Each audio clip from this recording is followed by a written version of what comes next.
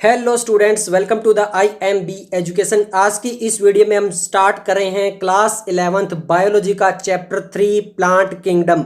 अगर हम इसकी नीट के वेटेज की बात करें तो यहाँ पर नीट 2013 में 6, 2014 में 4, 15 में 1, 16 के फेज 1 में 2, फेज 2 में भी 2, 17 में 3, 18 में 3, 19 में 1, यानी यहाँ पर टोटल जो क्वेश्चन आ रहे हैं वो 1 से लेकर 3, 4, 5, 6 भी आ रहे हैं। तो काफ़ी वेरिएशन हो रहा है, यहाँ पे पता नहीं चल रहा है कि लगभग कितने क्वेश्चन आएंगे। तो आप ये मान के चल सकते हो कि 1 से लेकर 3 क्वेश्चन तो हो ही सकते हैं कि 1, 2 या फिर 3 क्वेश्चन जो वो नीट के अंदर आ सकते हैं। ये सब कुछ इसका वेटेज है।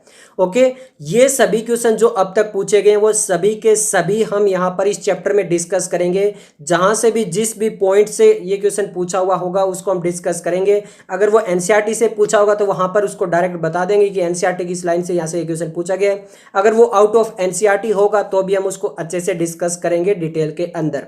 ओके, तो आज को जो हमारा सबसे पहला जो लेक्चर होने वाला है वहां पर हम इंट्रोडक्शन देखने वाले हैं, और ये इंट्रोडक्शन भी काफी इंपॉर्टेंट होने वाला है। ओके, क्योंकि अगर हमें इंट्रोडक्शन नहीं आएगा तो फिर आगे चैप्टर में हमें चीजें समझ में नहीं आती कि ये सब चीजें हैं क्या। ओके, फॉर एग्जांपल जैसे हम बात करेंगे आगे स्पोरोफाइट, गेमेटोफाइट, तो कई बच्चों को ये भी समझ में नहीं आता कि ये स्पोरोफाइट, गेमेटोफाइट क्या होता है। ओके, और ये सबसे इंपॉर्टेंट और काफी बहुत बार जो यहाँ से नीट में क्वेश्चन आ चुके हैं।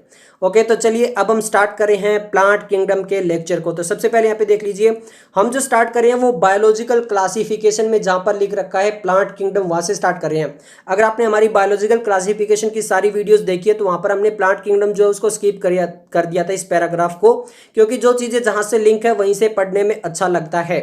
तो किंगडम प्लांटी को अगर हम स्टार्ट करें तो यहाँ पर किंगडम प्लांटी के बारे में जो इंट्रोडक्शन दिया है उसी को स्टार्ट करते हुए हम पढ़ेंगे। ओके, तो सबसे पहले अगर हम बात करें प्लांट किंगडम के अंदर आता क्या है, तो प्लांट किंगडम के अंदर यहाँ पर जितने भी यूकैरियोट्स और जिनके पास क्लोरोफिल कंटेनिंग पिगमेंट्स वगैरह हैं वो सब कुछ किसके अंदर आते हैं, प्लांट किंगडम के अंदर आते हैं। और यहाँ पर ज्यादातर क्या है, सारे के सारे लगभग ऑटोट्रोप्स होते हैं। ओके, तो यहाँ पर अब हम स्टार्ट करें। देखिए, kingdom Plantae include all eukaryotic chlorophyll containing organisms commonly called plants, यानी जितने भी यूकैरियोटिक है और उनके पास क्लोरोफिल कंटेनिंग है पिगमेंट्स है, अगर उनके पास क्लोरोफिल पिगमेंट्स है तो उनको हम बोलते हैं क्या, प्लांट्स। और वो सब किसके अंदर आते हैं, प्लांट किंगडम के अंदर आते हैं। बट यहाँ पर एक इंटरेस्टिंग बात है, ये देखिए, a few members are partially heterotrophic, यानी कुछ यहाँ पर ऐसे भी मेंबर्स होते हैं जो पार्शियली कैसे होते हैं, हेट्रोट्रोप्स होते हैं, यानी कंप्लीटली ऑटोट्रोप्स नहीं होते। अगर उनको दूसरी जगह से किसी एनिमल वगैरह से भी अगर फूड मिल सकता है तो उसको भी वो ले लेते हैं। Okay, such as insectivorous plant और पैरासाइट, यानी उनमें से कुछ इंसेक्टिवोरस प्लांट, इंसेक्टिवोरस वो प्लांट होते हैं जो इंसेक्ट को फीड करते हैं। कुछ ऐसे प्लांट्स भी होते हैं जो हायर एनिमल्स को भी फीड करते हैं, और कुछ होते हैं पैरासाइट। पैरासाइट आप समझते हो कि वो उसके ऊपर या फिर अंदर रहता है और उसका न्यूट्रिशन जो है वो धीरे धीरे एब्जॉर्ब करता है, उसको क्या बोलते हैं, हम पैरासाइट बोलते हैं। ओके, तो अभी यहाँ पे देखिए इंसेक्टिवोरस के इन्होंने 2 एग्जाम्पल दिए हैं। पहला ने दिया है bladderwort and Venus flytrap, यानी bladderwort and Venus flytrap, दोनों की दोनों आपको यहाँ पे जिफ दिखाई दे रही होगी। साइड वाला bladder vote and Venus flytrap है। तो यहाँ पे देखिए ये कैसे इंसेक्ट को कैच कर रहे हैं। Okay, our example of insectivorous plant, ये जो आपके ब्लैडर वोट और वीनस फ्लाई ट्रैप है ये किसके एग्जाम्पल है, इंसेक्टिवोरस के हैं। And Cuscuta, Cuscuta is a parasite, Cuscuta को हिंदी में बोलते हैं ना अमरबेल, आपने सुना होगा अमरबेल। तो कसकटा का आपके सामने इमेज है, देखिए प्लांट के ऊपर ये थ्रेड लाइक येलोविश स्ट्रक्चर है। साइड में जो इमेज है वहां पे थोड़ा सा पास में दिखाया, तो ये थ्रेड लाइक से स्ट्रक्चर होते हैं, बस इनके पास क्लोरोफिल तो होता है। ओके, ये कैसे होते हैं, पैरासाइट होते हैं, यानी उस प्लांट के ऊपर रहते हैं और उसका न्यूट्रिशन धीरे धीरे एब्जॉर्ब करते रहते हैं। Okay, the plant cell have an eukaryotic structure, तो प्लांट जो सेल्स होते हैं वो पहले ही बता चुके हैं कि वो यूकैरियोट्स होते हैं, उनके पास यूकैरियोटिक स्ट्रक्चर होंगे पूरा का पूरा, with prominent chloroplast and cell wall mainly made up of cellulose, यानी जितने भी प्लांट किंगडम के अंदर जो आते हैं उनके पास जो है वो क्लोरोप्लास्ट होता है, और उनकी जो सेल वॉल होती है वो किससे बनती है, वो बनती है सेलुलोज से। अगर हम बात करें किंगडम फंजाई की, तो किंगडम फंजाई की जो सेल वॉल थी वो बनती थी काइटिन से, बट प्लांट किंगडम के अंदर जो सेल वॉल है वो बनती है सेलुलोज से। ओके, आगे इन्होंने लिखा है you will study the eukaryotic cell structure in detail in chapter 8, जो हमारा cell the unit of life आएगा वहां पर हम यूकैरियोटिक के बारे में बहुत अच्छे से डिस्कस करते हैं, इनके सेल ऑर्गेनल के बारे में, इनके फंक्शन वगैरह सब कुछ डिस्कस करते हैं। ओके, अब प्लांटी किंगडम के अंदर क्या आता है, देखिए Plantae kingdom includes algae, bryophyta, pteridophytes, gymnosperm and angiosperm. यानी ये टोटल 5 जो हम ये पढ़ने वाले हैं किसके अंदर, प्लांट किंगडम के अंदर। एल्गी पढ़ेंगे, ब्रायोफाइट, टेरिडोफाइट, जिम्नोस्पर्म, एंजियोस्पर्म, ये सब किसके अंदर आते हैं, प्लांट किंगडम के अंदर आते हैं। अब ये सबसे इंपॉर्टेंट है क्योंकि ये चीज जो है ये रिपीट होगी बार बार, कभी स्पोरोफाइट आएगा, कभी गेमेटोफाइट आएगा, तो ये हमारा बेस है, यहां से हमें चीजें पता होनी चाहिए। Life cycle of plant has 2 distinct phases. जो लाइफ साइकिल होती है जो पूरे प्लांट के अंदर चलती रहती है, ओके, जब वो मतलब स्टार्ट होता है और फिर वो पूरा ग्रो हो जाता है, फिर रिप्रोडक्शन करता है, फिर धीरे धीरे उसका लाइफ स्पैन कंप्लीट हो जाता है, वो डेड हो जाता है, तो वो जो पूरी लाइफ साइकिल चलती है उसके अंदर 2 मेन फेज आती है। कौन कौन सी फेज आती है, एक होता है द डिप्लॉइड जिसे बोलते हैं स्पोरोफाइटिक, मतलब एक तो ऐसी फेज आएगी जहां पे जो स्टेज होगी वहां पे वो डिप्लॉइड हो जाएगा, ओके, या तो पूरी प्लांट बॉडी डिप्लॉइड रहेगी या कुछ उसमें ऐसे गेमेट वगैरह बनेंगे, जाइगोट वगैरह बनेंगे, वो क्या हो जाएंगे, डिप्लॉइड हो जाएंगे, ओके। एंड हैप्लॉइड गेमेटोफाइट, और कुछ ऐसी स्टेज आएगी जहां पर वो क्या बनाना पड़ेगा, उनको हैप्लॉइड स्टेज लानी पड़ेगी, उसको बोलते हैं गेमेटोफाइटिक स्टेज, ओके। इसको ऐसे समझ सकते हो आप, मान लो कि एक पूरा प्लांट है, फ्लावरिंग प्लांट है, तो वो पूरा का पूरा कैसा रहेगा, डिप्लॉइड रहेगा, यानी उसका जो लाइफ साइकिल के अंदर पूरा जो स्टेज चल रही है वो कैसी है, स्पोरोफाइटिक है। जब वो रिप्रोडक्शन करेगा, रिप्रोडक्शन के लिए वो क्या बनाएगा, गेमीट बनाएगा, और गेमीट हमेशा कैसे होते हैं, वो हमेशा होते हैं हैप्लॉइड। तो वहां पे देखिए पूरी बॉडी तो थी उसकी क्या, डिप्लॉइड, बट एक स्टेज आई जब उसको गेमीट बनाने पड़े, वो कैसे थे, हैप्लॉइड थे। तो वहां पे स्पोरोफाइट था, फिर जो गेमीट बने वो क्या आ चुकी है, अब हैप्लॉइड यानी गेमेटोफाइटिक आ चुके हैं, फिर वो फ्यूज करेंगे, वापिस क्या हो जाएगा, स्पोरोफाइटिक हो जाएगा। तो ये सारी साइकिल के अंदर चलती रहती है। तो याद रखना, डिप्लॉइड जो होते हैं वो होते हैं स्पोरोफाइट, और हैप्लॉइड होते हैं गेमेटोफाइट। आप इसको ऐसे याद रख सकते हो कि जो गेमिट्स होते हैं वो हमेशा कैसे होते हैं, हैप्लॉइड होते हैं, तो गेमेटोफाइटिक जो होगी वो कैसी होगी, हैप्लॉइड होगी। That alternate with each other, वो हमेशा अल्टरनेट होते हैं, मतलब जैसे अभी स्पोरोफाइट चल रहा है तो फिर गेमेटोफाइट आएगा, फिर वापस स्पोरोफाइट, फिर गेमेटोफाइट, स्पोरोफाइट, गेमेटोफाइट, स्पोरोफाइट, ये हर एक प्लांट के अंदर आएगा। मतलब अगर प्लांट बॉडी जो है वो आप कह दो, एल्गी की अगर बात करें तो वहाँ पे प्लांट बॉडी पूरी की पूरी हैप्लॉइड होती है, बट वो गेमीट बनाएगा, सेक्सुअल रिप्रोडक्शन करेगा, तो वहाँ पे जब जाइगोट बनेगा वो कैसा होगा, डिप्लॉइड होगा। तो जो जाइगोट बनेगा वो कौन सी स्टेज आ चुकी है, स्पोरोफाइटिक स्टेज आ चुकी है। तो ये चीजें याद रखना। तो एक बार क्या होगा, गेमेटोफाइट चल रहा होगा, फिर स्पोरोफाइट जरूर आएगा, फिर वापस गेमेटोफाइट आएगा, फिर स्पोरोफाइट आएगा, ऐसे लाइफ साइकिल चलती रहेगी, ओके। आगे लिखा है the length of the haploid and diploid phase and whether these phase are free living और depend on each other vary among different group of in plants. जो इनकी लेंथ होती है, मतलब जैसे अगर प्लांट है, प्लांट मतलब पूरा फ्लावरिंग प्लांट की बात करें तो वो पूरा का पूरा प्लांट कैसा, डिप्लॉइड है, ओके। तो डिप्लॉइड है तो वो स्टार्टिंग से लेकर लास्ट तक जो वो डिप्लॉइड रहेगा, बट जब वो गेमीट बनाए तो गेमीट बहुत कम टाइम के लिए बनाएगा, तो वो कैसे रहेंगे, हैप्लॉइड रहेंगे। तो ये लेंथ वेरी करता है कि उसमें स्पोरोफाइट कितना चल रहा है, उसमें जो है आपका गेमेटोफाइट कितना चल रहा है, ये वेरी करता रहता है, ओके ओके। इसके अलावा इन्होंने ये कहा है कि जो आपका स्पोरोफाइट हो सकता है कि जो स्पोरोफाइट है वो बन तो गया है पर वो डिपेंड किस पे है, अभी गेमेटोफाइट पे है। ऐसा भी हो सकता है कि गेमेटोफाइट बन तो गया है बट वो अपने न्यूट्रिशन के लिए उसको स्पेस जो चाहिए वो कौन प्रोवाइड कर रहा है, स्पोरोफाइट कर रहा है। तो ऐसे जो गेमेटोफाइट या स्पोरोफाइट है वो एक दूसरे पे डिपेंड भी कर सकते हैं और नहीं भी कर सकते हैं, वो वेरी करेगा अलग अलग प्लांट्स के अंदर। ये सब कुछ हम डिटेल में आगे पढ़ेंगे, ये भी इंट्रोडक्शन चल रहा है, जब आगे आएगा हमारा एल्गी के अंदर, ब्रायोफाइटा के अंदर, तो आपको बहुत अच्छे से क्लियर होता रहेगा, ओके। आगे लिखा है this phenomena is called alternation of generation. इसको बोलते हैं अल्टरनेशन ऑफ जनरेशन। अल्टरनेट मतलब एक के बाद एक, मतलब पहले sporophyte gametophyte, sporophyte gametophyte, sporophyte gametophyte, तो इसको बोलते हैं कि अल्टरनेशन ऑफ जनरेशन।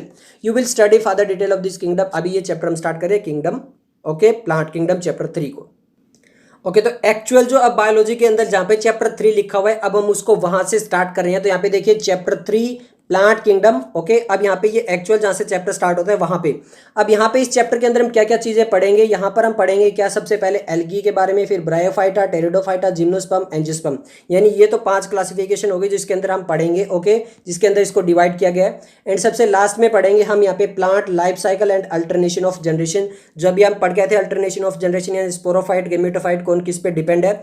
बहुत ज्यादा क्वेश्चन आए हुए नीट के अंदर, ओके, बहुत इंपॉर्टेंट है। अभी रिसेंट ईयर में यहीं से ज्यादातर क्वेश्चन पूछे जा रहे हैं, वो सब क्वेश्चन हम डिस्कस करेंगे, आप टेंशन मत लीजिए। जितने भी प्रीवियस ईयर क्वेश्चन है वो सारे के सारे वीडियो लेक्चर्स के अंदर हम डिस्कस करते रहेंगे जहां से भी क्वेश्चन आया हुआ है। तो चलिए स्टार्ट करते हैं। अब यहां पर देखिए इन्होंने लिखा है in the previous year chapter, यानी बायोलॉजिकल क्लासिफिकेशन चैप्टर की अभी ये थोड़ी सी बात करेंगे। अगर आपने वो चैप्टर नहीं देखा है तो आप हमारे चैनल पे प्लेलिस्ट है, वहां पर जाकर देख सकते हो, चैप्टर कंप्लीट हो चुका है। Okay, we looked at the broad classification of living organism under the system proposed by R H. Whittaker in 1969। तो यहाँ पे हम बात करें आर.एच. विटेकर ने जो है वो 1969 में 5 किंगडम सिस्टम क्लासिफिकेशन दिया था, where he suggest the 5 kingdom classification viz Monera, Protista, Fungi, Animalia and Plantae. तो यहाँ पे 5 किंगडम थे, Monera, Protista, Fungi, Plantae, Animalia. अब आपको पता है कि यहाँ पे 3 डोमेन बन चुके हैं और 6 किंगडम बन चुके हैं, मोनेरा को डिवाइड कर दिया गया है, वो भी हमने थोड़ा सा डिस्कस किया था लास्ट वाले चैप्टर में। In this chapter, we will deal in the detail with the further classification within the kingdom Plantae, popularly known as the plant kingdom। तो यहाँ पे अब हम जो पढ़ने वाले हैं वो किसके बारे में पढ़ने वाले हैं? प्लांट किंगडम के बारे में पढ़ने वाले हैं।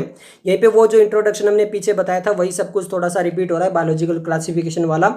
Okay, we must stress here that our understanding of the plant kingdom has changed over the time। अब यहाँ पे देखिए इंपॉर्टेंट चीजें हैं कि यहाँ पर जो वो प्लांट किंगडम, पहले प्लांट किंगडम में बहुत सारे ऑर्गेनिज्म आते थे, फिर धीरे धीरे हमने जो वो बहुत सारे ऑर्गेनिज्म जो वो प्लांट किंगडम से बाहर निकालने स्टार्ट किए थे।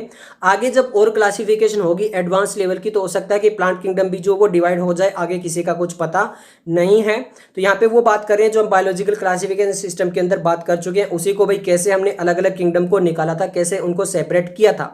यहाँ पे देखिए fungi and the members of Monera and Protista having cell wall have now been excluded from the Plantae। पहले क्या था कि प्लांटी के अंदर ये देखा गया था कि जिनके पास भी सेल वॉल है वो सारे एक किंगडम बना लो। तो फंजाई, मोनेरा, प्रोटिस्टा जिनके पास भी सेल वॉल थी वो सब कुछ किसके अंदर थे? वो थे प्लांटी किंगडम के अंदर। बट बाद में धीरे धीरे क्या हुआ, इनको बाहर निकालते गए। तो earlier classification place them as the same kingdom, क्योंकि पहले जो क्लासिफिकेशन थी वो सबको सेम किंगडम में रख रही थी क्योंकि सेल वॉल थी उनके पास। तो जिसके पास भी सेल वॉल थी उनको बोल रहे थे कि आ जाओ प्लांट किंगडम में, आ जाओ प्लांट किंगडम में। बट बाद में कहा नहीं, जाओ प्लांट किंगडम से, जाओ प्लांट किंगडम से। तो ऐसा चल रहा था। सो द साइनोबैक्टीरिया क्योंकि हम पढ़ चुके हैं किंगडम मोनेरा के अंदर आता है, ये यूनिसेलुलर है और क्या है? प्रोकैरियोटिक है। That are also referred to as the blue-green algae are not algae anymore। नाम तो इसके अंदर एल्गी आता है यानी ब्लू ग्रीन एल्गी, बट अभी एक तरह से कंप्लीटली जो 100% जिसको एल्गी बोलते हैं उसमें नहीं रहा, क्योंकि ये क्या था? यूनिसेलुलर प्रोकैरियोट था, इसीलिए इसको यहाँ से बाहर निकाला गया और कहाँ पे डाल दिया गया? मोनेरा किंगडम के अंदर डाल दिया गया। In this chapter we will describe algae, bryophyta, pteridophyta, gymnosperm, angiosperm under planting.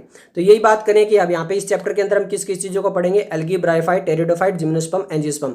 ये जो हम पीछे अभी पैराग्राफ के अंदर सब कुछ पढ़ के आए थे वही चीजें हैं। अब यहाँ से थोड़ा सा इंपॉर्टेंट आना स्टार्ट होता है।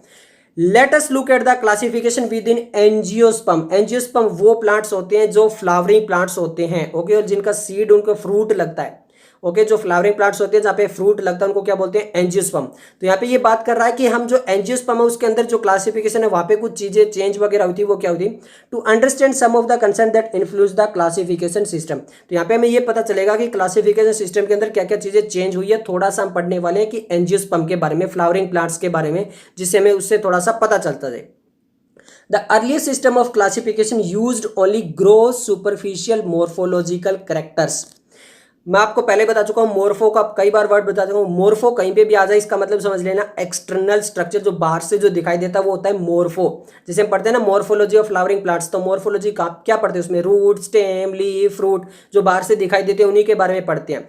अंदर जब पढ़ना होता है तो किसके बारे में पढ़ते हैं? Anatomy of flowering plants. Anatomy मतलब इनसाइड में हम पढ़ते हैं।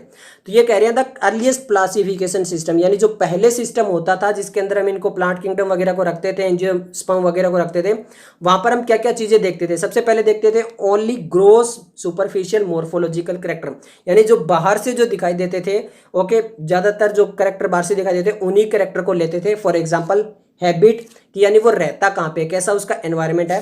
कलर, यानी देखने पे वो कैसे कलर का प्लांट दिखाई दे रहा है। Number and shape of leaves, यानी जो उसमें लीव्स है उसको कितनी सारी लीव्स लगी हुई है उस पर और उनकी शेप क्या है। तो ये सब कुछ करेक्टर तो हमें कहाँ से दिखाई देता है? बाहर से दिखाई देता है, एक्सेट्रा। इसके अलावा और भी बहुत सारे करेक्टर हो सकते हैं कि फ्लावर का कलर कैसा है, फ्लावर का शेप कैसा है, ये सब कुछ करेक्टर भी ले लिए जाते थे। यानी जो बाहर से दिखाई देते थे उन करेक्टर को सबसे पहले लिया जाता था किसके अंदर? अर्लीस्ट सिस्टम ऑफ क्लासिफिकेशन के अंदर।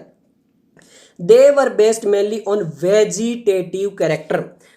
तो देखिए जो करेक्टर अभी तक हम बाहर से देख रहे थे वो सब कुछ क्या थे? वेजिटेटिव करेक्टर ही थे। जैसे कि वहां पे कलर कैसा है तो वो क्या है? वेजिटेटिव करेक्टर में आ जाता है कि मतलब लीव्स के नंबर कितने हैं, कैसा उसका शेप है, उसकी रूट कैसी है, उसका स्टेम कैसा है, तो ये सब कुछ में आ जाते हैं, वेजिटेटिव करेक्टर के अंदर आ जाते हैं। इसके अलावा हमने एक और करेक्टर लिया था, क्या? और on the androecium structure system given by Linnaeus. अब देखिए एंड्रो, मैंने आपको बताया था कि रिप्रोडक्शन इन ऑर्गेनिज्म के अंदर की एंड्रो वर्ड कहीं भी आए समझ लेना वो मेल से रिलेट है। वो किससे रिलेट है? मेल से। तो यहाँ पे मेल जो फ्लावर प्लांट्स होते हैं वहां पर जो मेल करेक्टर होता था, जो मेल का स्ट्रक्चर होता था, उसको भी लिया जाता था। फॉर एग्जाम्पल मैं आपको ये सब बताता हूँ। जैसे मेल के अंदर लगते हैं क्या आपके एंथर। एंथर में क्या होता है कि आपका फिलामेंट भी होता है। ओके, स्टेमन के अंदर फिलामेंट होता है, एंथर होता है। एंथर के अंदर क्या लगते हैं? Pollen grain. तो ये ऐसे ले लिया कि यहाँ पे फिलामेंट की लेंथ ले ली कि वो फिलामेंट जो है वो उसकी लेंथ कितनी है, क्या वो छोटा है, क्या वो उसकी लेंथ थोड़ी ज्यादा है। ओके, तो ये सब कुछ जो मेल के करेक्टर आते थे उनको भी लिया जाता था। और ये किसने दिया था? ये सिस्टम किसने दिया था? लिनस ने दिया था। एंड्रोशियम स्ट्रक्चर के जो हमारे लेने थे प्लांट किंगडम के अंदर, वो सिस्टम किसने दिया था? लिनस ने दिया था कि ये करेक्टर भी आप यहाँ पे इंक्लूड कर लो। किसके करेक्टर इंक्लूड कर लो? एंड्रोशियम की, यानी जो मेल की फिलामेंट की लेंथ देख लो कि फिलामेंट की लेंथ ज़्यादा है या कम है। ओके, जो हमारा एंथर है वो किस शेप का है, तो ये सब कुछ भी आप देख लो। ये सिस्टम किसने दे दिया था? कार्ल लिनस ने दे दिया था। क्यों दिया था? ताकि जब हम क्लासिफिकेशन करें तब उनमें ये यूज हो पाए। Okay, but such system were artificial. इनको हम क्या बोलते हैं? आर्टिफिशियल सिस्टम बोलते हैं। अब क्यों बोलते हैं आर्टिफिशियल सिस्टम? देखिए, they separate the closely related species since they were based on a few characteristics. अब फॉर एग्जाम्पल मैं ये बताता हूँ, मान लीजिए कि हम रोज प्लांट ले लेते हैं। रोज भी कई कलर के होते हैं, रेड भी होता है आपका, येलो भी होता है, व्हाइट भी होता है, ब्लैक भी होता है। तो यहाँ पे अगर हम बाहर से करेक्टर देखें और हम ये कह दें कि रोज का जो है वो बाहर से कलर देख लो। अब रोज का कलर जो वो रेड हो सकता है, व्हाइट हो सकता है, ब्लैक हो सकता है, येलो हो सकता है। बट अगर हम बाहर से देखकर उनको अलग अलग करेंगे तो रोज जो प्लांट है उसमें स्पीसीज सेम है, बट वो फिर भी क्या कर देंगे? अलग अलग कर देंगे कि ये अलग हो गया, ये अलग हो गया, अलग हो गया। तो इसी वजह से जो है हम यहाँ पर उन करेक्टर्स को नहीं ले सकते हैं, और इसीलिए बोला ये आर्टिफिशियल सिस्टम है। मतलब बाहर से देखने पर लगता है बट ये कभी भी चेंज हो सकता है। Also the artificial system gave equal weightage to the vegetative and sexual character. अब यहाँ पे ये जो रूट स्टेम लीफ है उसको भी उतना ही वेटेज दे रहा है भाई, हाँ उनकी अहमियत भी उतनी ही है। ओके, और जो हमारा एंड्रोशियम स्ट्रक्चर था यानी जो रिप्रोडक्टिव स्ट्रक्चर था उनको भी क्या कर रहा है? उतनी ही वेटेज दे रहा है। ओके, मतलब दोनों को सेम वेटेज दे रहा है। ये तो वो बात हो गई कि नीट के अंदर जिसकी फर्स्ट रैंक आई उसको भी वही मेडिकल कॉलेज दे दो, और जिसके नीट के अंदर माइनस में मार्क्स आए हैं उसको भी वही मेडिकल कॉलेज दे दो। तो ये तो वेटेज तो बिल्कुल सेम दे दिया। ऐसा नहीं होता है। तो यहाँ पे वेजिटेटिव और सेक्सुअल करेक्टर जो है उनको इक्वल वेटेज दे दिया, ये ऐसा नहीं हो सकता है। दिस इज नॉट एक्सेप्टेबल, ये कभी भी हमें एक्सेप्ट नहीं होगा। Since we know that often the vegetative character are more easily affected by environment. ऐसा क्यों है? क्योंकि जो वेजिटेटिव करेक्टर होते हैं रूट स्टेम लीफ, वो कभी भी एनवायरमेंट से अफेक्ट हो सकते हैं, उनमें चेंज आ सकता है। ओके, इसके अलावा as against this the natural classification system developed. जब ये आर्टिफिशियल सिस्टम देखा गया कि यहाँ पर तो वेजिटेटिव करेक्टर लिया गया है और अगर कुछ एक दो करेक्टर लिए भी गए हैं रिप्रोडक्टिव के तो उनको वेटेज सेम दिया गया है। ओके, और इसके अलावा जो वेजिटेटिव करेक्टर है वो एनवायरमेंट से अफेक्ट होकर कभी भी चेंज हो सकते हैं। तो भैया इस पर भरोसा तो बिल्कुल भी नहीं किया जा सकता। ये तो गिरगिट की तरह रंग बदलने वाला काम हो गया, तो इस पर भरोसा नहीं किया जा सकता है। इसलिए इसको दिया गया आर्टिफिशियल सिस्टम ऑफ क्लासिफिकेशन नाम, और इस पर किसी ने भी एक्सेप्ट नहीं किया, नॉट एक्सेप्टेबल रहा ये। उसके बाद आता है क्या? नेचुरल क्लासिफिकेशन सिस्टम, जिसे दिया था बेंथम एंड हुकर ने। इसको ये भी बोला जाता है Bentham and Hooker classification system. As against this the natural classification system developed which were based on natural affinities among the organism. यानी जो नेचुरल क्लासिफिकेशन सिस्टम था ये किस पे बेस्ड था? नेचुरल एफिनिटीज, जो उसका नेचर था उस पे बेस्ड था। ओके, तो यहां पर ये आगे देखिए किस किस कैरेक्टर को इन्होंने इंक्लूड किया था। तो जो हमारा नेचुरल क्लासिफिकेशन सिस्टम था वहां पर बाहर के कैरेक्टर नहीं, हम इंटरनल कैरेक्टर भी ले रहे थे। देखिए, not only the external feature, जो बाहर से मॉर्फोलॉजिकल फीचर दिखाई देते उनको भी नहीं, बट ऑल्सो इंटरनल फीचर, हम इंटरनल जो स्ट्रक्चर होता है उनको भी इंक्लूड कर रहे थे। कैसे? Like ultra structure. ओके, जो स्ट्रक्चर कैसा बना हुआ है उसका प्लांट का, उसको भी। एनाटॉमी, पूरे प्लांट की एनाटॉमी को भी इंक्लूड करे थे। एम्ब्रियोलॉजी, मतलब उसका एम्ब्रियो का डेवलपमेंट वगैरह कैसे हो रहा है उसको भी इंक्लूड करे थे। एम्ब्रियोजेनेसिस के अंदर हमने बात की थी। And phytochemistry. ओके, और जो प्लांट के अंदर केमिस्ट्री, जो केमिकल्स वगैरह उनका कैसे सिंथेसाइज हो रहा है, कौन सा प्लांट कैसा केमिकल बना रहा है, ये सब कुछ चीजें भी हमने इंक्लूड की थी। किसके अंदर की थी? नेचुरल क्लासिफिकेशन सिस्टम के अंदर। आर्टिफिशियल को तो पहले से हमने नोट एक्सेप्ट कर दिया था, बट उसके बाद जो है वो क्या आया था? हमारा नेचुरल क्लासिफिकेशन सिस्टम आया था, जहां पर हमने केवल बाहर के नहीं इंटरनल स्ट्रक्चर भी इंक्लूड किए थे। Such a classification for following plant was given by George Bentham and Joseph Dalton Hooker. आपको इनकी इमेज दिखाई दे रही होगी यहाँ पे दोनों साइंटिस्ट की। तो इसीलिए George Bentham and Joseph Dalton Hooker से बेंथम एंड हुकर जो इनके लास्ट के सरनेम है वो निकाल के इसको ये भी बोला जाता है क्या, Bentham and Hooker classification system भी इसको नाम दिया गया है। किसको? नेचुरल क्लासिफिकेशन सिस्टम को। ओके, तो ये चीज याद रखना। ओके, अब हम बात कर लेते हैं किसके बारे में, फाइलोजेनेटिक क्लासिफिकेशन सिस्टम। देखिए फाइलोजेनेटिक यानी इवोल्यूशनरी, वो कैसे विकसित हुआ है, उसका कैसे इवोल्व हुआ है। ओके, उसके एंसेस्टर कौन है कौन नहीं है, इसके बेस पे फाइलोजेनेटिक क्लासिफिकेशन सिस्टम हमने बायोलॉजिकल क्लासिफिकेशन के अंदर भी डिस्कस किया था। जैसे at present phylogenetic classification system based on evolutionary relationship between the various organism are acceptable. जो अभी हम करंट के अंदर पढ़ते हैं ना, वो ना तो हम पढ़ते हैं आर्टिफिशियल सिस्टम और ना ही पढ़ते हैं हम नेचुरल सिस्टम। हम जो अभी करंट के अंदर जो भी पढ़ रहे हैं वो पढ़ रहे हैं हम फाइलोजेनेटिक क्लासिफिकेशन सिस्टम पढ़ रहे हैं। फाइलोजेनेटिक क्लासिफिकेशन सिस्टम का मतलब ये होता है कि वो इवोल्व कैसे हुआ है, उसका विकसित कैसा हुआ वो। फॉर एग्जांपल जैसे आपके मोबाइल फोन, अभी आप सब कुछ वीडियो देखते हो, आप यूज करते हो बहुत ज्यादा मोबाइल फोन, तो ये क्या स्टार्टिंग में ऐसे थे? नहीं, स्टार्टिंग में ये लैंडलाइन थे, उसके बाद जो वॉकी टॉकी वगैरह अलग आए फोन, उसके बाद धीरे धीरे जो वो मोबाइल आए भी तो वो बहुत बड़े थे, फिर उसके बाद धीरे धीरे वो कीपैड वाले मोबाइल आए थे। ओके, फिर जो 2G आया था, फिर उसके बाद जो है वो टच स्क्रीन आया था, बट उसमें भी बहुत अलग अलग चीजें थी, फिर धीरे धीरे स्मार्टफोन आया। तो ये सब कुछ जो है वो क्या हुआ है, वहां पे इवोल्व हुआ है। आपको मोबाइल फोन से समझा रहा हूं, बट यहाँ पे अलग चीजें हैं, बट सेम वही है कि वो क्या होता है, इवोल्यूशन होता है कि वो कैसे विकसित हुआ है। ओके, ऐसा तो नहीं है ना कि स्टार्टिंग में ही पहले ही स्मार्टफोन बना दिया, जी नहीं। पहले क्या बने, लैंडलाइन बने, फिर उसके बाद धीरे धीरे अलग फोन बने, फिर जाके जो धीरे धीरे चीजें बनी है, स्मार्टफोन बने हैं। उसके बाद आगे भी अब देख रहे हो कि टेक्नोलॉजी दिन प्रतिदिन हो रही है, अब फोल्डेबल मोबाइल वगैरह भी आ रहे हैं। तो धीरे धीरे ये क्या हो रहा है, इवोल्यूशन हो रहा है। तो ऐसे ही यहाँ पर जो हम पढ़ते हैं वहां पर भी देखना, एल्गी जो है, ब्रायोफाइटा, टेरिडोफाइटा, जिम्नोस्पर्म, एंजियोस्पर्म, इनको भी जो सिस्टम को पांचों क्लासों में किस तरह लगाए गए, फाइलोजेनेटिक। यानी एल्गी, सबसे पहले एल्गी जो वो पूरी तरह से पानी के अंदर रहेगी, फिर धीरे धीरे ब्रायोफाइटा थोड़ा सा लैंड पे आएगा बट डिपेंड रहेगा पानी पे, फिर टेरिडोफाइट बिल्कुल लैंड पे रहेगा, फिर वहाँ पे वेस्कुलर टिश्यू डेवलप हो जाएंगे, फिर जो जिम्नोस्पर्म वहाँ पे सीड बनेंगे बट कोई ओवेरी वगैरह कोई फ्रूट नहीं होगा, फिर जाके वो फ्लावर लगेंगे। तो ये क्या है, ये इवोल्यूशन है। तो जो अभी हम पढ़ते हैं वो क्या है, फाइलोजेनेटिक क्लासिफिकेशन सिस्टम है। ओके, क्लियर हो गया। This assume that organism belong to the same taxa have a common ancestor. Taxa के बारे में हम बहुत डिटेल में कर चुके हैं द लिविंग वर्ल्ड के अंदर।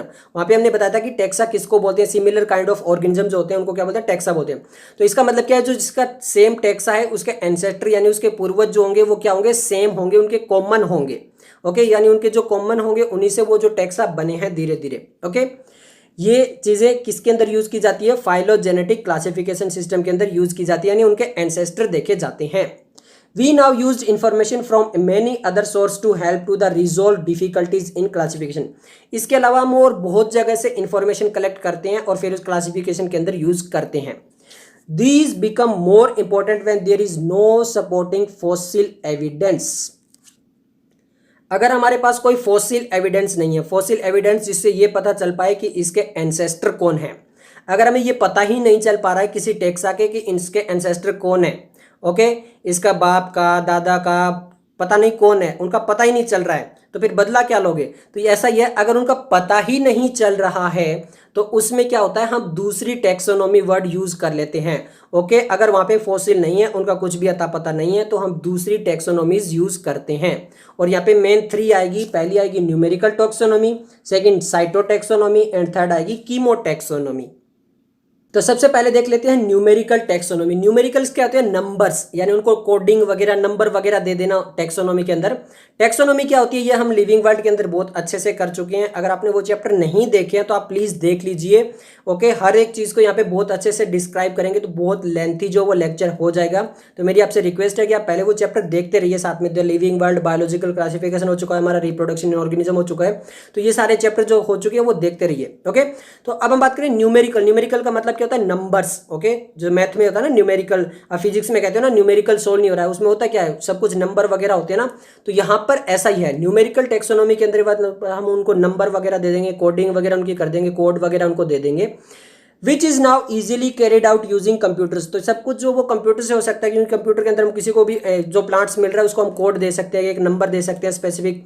Is based on all observable character, ये इंपॉर्टेंट है, ऑल ऑब्जर्वेबल कैरेक्टर। जितने भी एक प्लांट के आप कैरेक्टर ऑब्जर्व कर सकते हो, चाहे उसका बाहर से है चाहे इंटरनल है, जितने भी कैरेक्टर आप ऑब्जर्व करते हो उस प्लांट के, उतने सारे कैरेक्टर ऑब्जर्व कर लो। And number and codes are assign to all the character and the data are then proceed. Okay, जितने भी कैरेक्टर है आप उनको सबको ले लो। ओके, और उसके बाद जो उनको नंबर और कोड्स दे दो और फिर जो डाटा है उसको प्रोसीड कर लो और कंप्यूटर के अंदर सेव कर लो।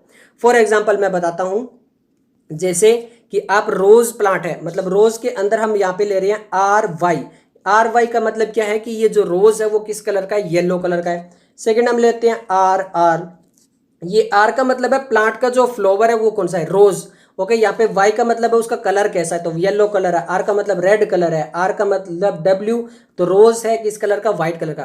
तो ये हमने एक कोडिंग दे दी। मैं एक आपको एग्जांपल बता रहा हूँ, आपको समझाने के लिए बता रहा हूँ। तो ये हमने क्या दिया, कोडिंग दे दिया, उनको नंबर दे दिया, उनको ऐसे कोड दे दिया कि हाँ हम समझ में आ जाएगा। आर का मतलब रोज है, वाई का मतलब येलो है फ्लावर, आर का मतलब रेड फ्लावर है, डब्ल्यू का मतलब व्हाइट फ्लावर है।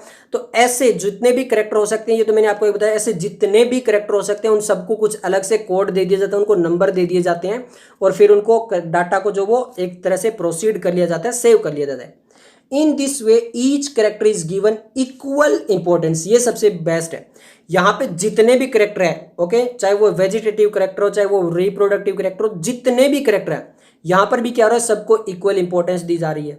मतलब यहाँ पे भी वही बात है, जिसकी फर्स्ट रैंक है और जिसके बिल्कुल माइनस में नंबर है, सबको इक्वल इंपॉर्टेंस दे दो, सब बराबर। तो यहाँ पे भी ये क्या कर रहे हैं, वापिस से जितने भी कैरेक्टर हैं सबको क्या कर रहे हैं, इक्वल इंपॉर्टेंस दे रहे हैं। And at the same time hundreds of character can be considered, और एक ही टाइम में बहुत सारे हंड्रेड्स ऑफ कैरेक्टर जो है आप उनको कंसिडर कर सकते हो। मैं इसको एक एग्जांपल देता हूँ। स्कूल में सभी बच्चे गए होंगे, तो फॉर एग्जांपल हम ले लेते हैं कि 6 to 10th के बच्चे ले लेते हैं। अब रोल नंबर हर क्लास में होता है, हर क्लास में हर बच्चे को रोल नंबर दिया जाता है 1 2 3 4 5 6। ये रोल नंबर क्या होता है, एक तरह से आपका कोड होता है कि जिस रोल नंबर को बुलाएंगे उससे पता चल जाएगा हाँ ये रोल नंबर। अगर आपको कोई भी टीचर आता है, उसको आपका नाम नहीं पता है, उसको आपको पूरी डिटेल नहीं पता है, तो डायरेक्ट क्या पूछता है, रोल नंबर कितना है आपका, तो उसे रोल नंबर जो है वहां पे उसमें उसको रजिस्टर में इंफॉर्मेशन मिल जाती है।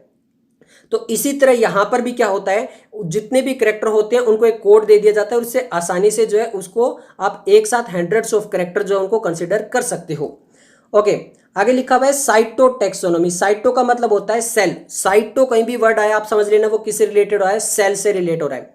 ओके, तो cyto that is based on the cytological information. Cytological मतलब है सेल की इंफॉर्मेशन। साइटोटैक्सोनॉमी हम देखेंगे कि सेल की क्या क्या इंफॉर्मेशन है। सेल के अंदर क्या हो सकते हैं, लाइक क्रोमोसोम नंबर, तो क्रोमोसोम किसके अंदर होंगे, सेल के अंदर होंगे। स्ट्रक्चर मतलब उस सेल का कैसा स्ट्रक्चर है, प्रोकैरियोटिक है, यूकैरियोटिक है, उसके अंदर कैसा फंक्शन कर रहा है, वो बिहेवियर कैसा है उसका। तो ये सब कुछ जो अगर सेल हम डिस्क्राइब करेंगे तो वो किसके अंदर करेंगे, साइटोटैक्सोनॉमी के अंदर करेंगे।